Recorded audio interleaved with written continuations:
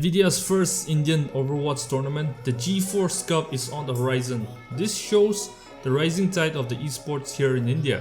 Nvidia has made a serious investment for the competitive gamers here in India and is confident that it can boost the esports culture here at the national level. And I personally appreciate Nvidia for doing so. As I found this news, I've been thinking about the condition of competitive gaming in India and I want to show you guys a brief video of how is it in here. Disclaimer, this video is not sponsored by Nvidia and my channel is mainly focused on mainstream gaming for the world and is neither solely focused on esports or gaming in India. With that, let's jump right in. India has been a great market for the gaming industry mainly because of large number of gamers present. Many gaming companies except Nintendo has invested in the region and made a great business out of it. But through the times, the number of gamers who are at one of the highest level to compete at an international events are bare bones, and the culture of esports has not matured enough in the country. Although numerous gaming tournaments and events are held throughout the country each year, India has not been able to promote a keen competitive gaming event at a national level with a sizable prize pool. But India is rising in competitive gaming and is well aware of the challenges it will have to face to have a serious competitive scene and compete at an international level. Companies are taking this seriously and have started investing in it. The ESL, Electronic Sports League, is one of the highest level league in the world, has partnered with Nodwin Gaming to launch ESL Indian Premiership with a prize pool of above Rs 42 lakh. The ESL knows the potential of the country and has assigned 3 games to the league: Dota 2, CSGO and Hearthstone, in which the later one is slowly fading out.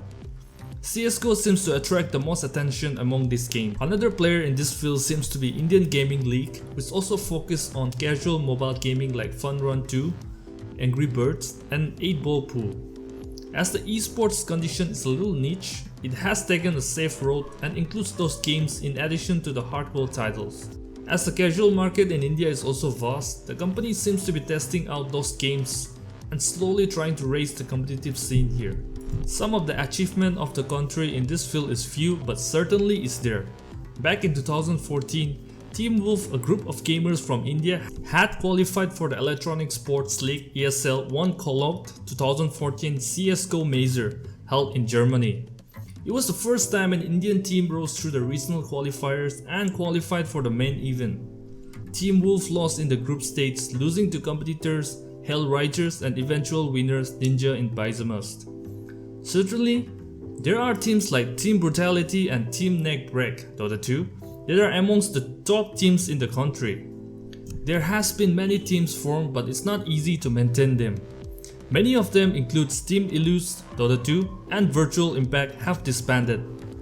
Another one is Ganesh Minavali, the 14-year-old wonderkind who recently traveled from Hyderabad to New Orleans to play in Call of Duty World Finals, making him the first native Indian to compete on Major League Gaming's big stage.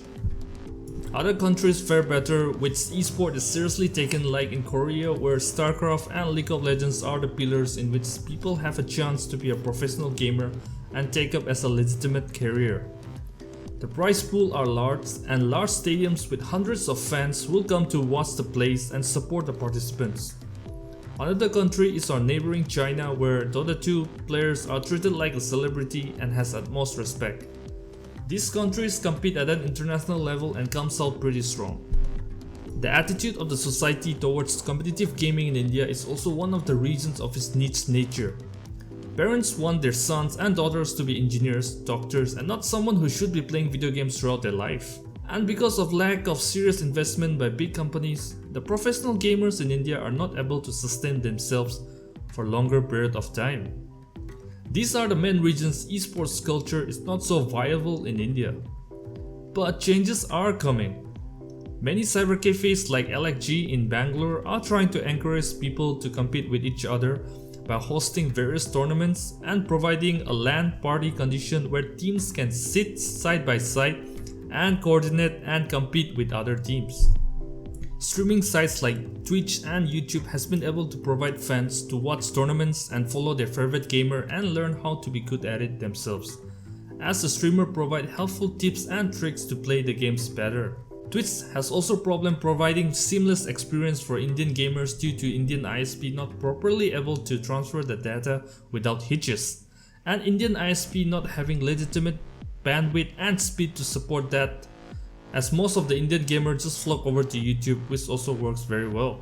Some of this issue can be solved by raising the speed of the internet in India. I grew up playing games like Tekken 3, and we used to go to game parlors to compete with each other and have fun while doing it. And in my region or state, Manipur, regular tournaments are held for Counter-Strike, Dota, Call of Duty and Need for Speed Most Wanted. But we also lack a proper broadband internet speed, so most of the games are played offline.